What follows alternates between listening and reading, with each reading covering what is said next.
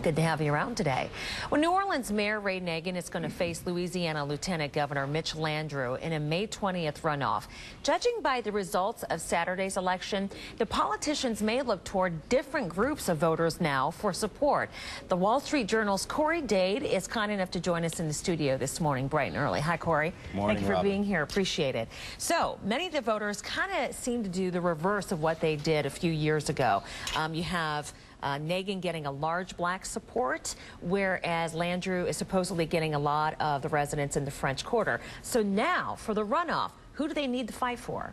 Robin, I think in judging from my conversations with both campaigns, you should expect to see Mayor Nagin go after some of the white vote that he has lost in the recent months, but also to try to reach out to the blacks who are displaced still.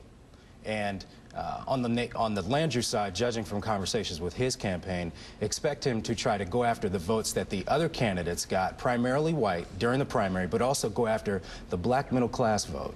Okay, so supposedly the turnout was about 36% for Saturday, right, and about a third of the city's voters took part. More than half of the vote was reportedly by black voters. So what's that say then about the job that the city did in getting people to go back to vote? Well, I think that job was mainly taken on by social organizations and voter activists who wanted to boost turnout and try to prevent displaced voters from feeling disenfranchised. And I think the turnout shows that that effort statistically was unsuccessful. Oh, you think so statistically, even though it's 36%? Because in 2002, 46% was a record turnout. We're only 10% below that. Well, I think you need to understand that you can't judge the turnout solely by displaced voters outside the state coming in, because the majority of New Orleanians were displaced to the state. So many of them came in on their own. Okay, because I know people like the Reverend Jesse Jackson have said that the election is going to be challenged in court because voting rights need to be protected. Some worried that the poor may feel even more disenfranchised. What do you feel each candidate has to do now to win? I mean, doesn't Nagin have to win back some of the voters that voted for him then a few years back?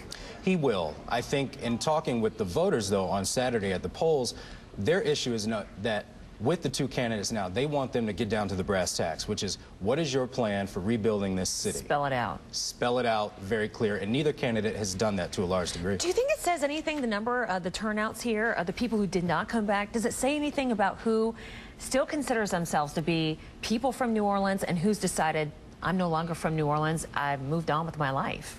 Well, I think the bus efforts, for example, the unsuccessful nature of the bus efforts does show that many displaced residents have moved on with their lives, or in some cases are just too concerned with trying to put the pieces of their lives back together in order to take time out to vote.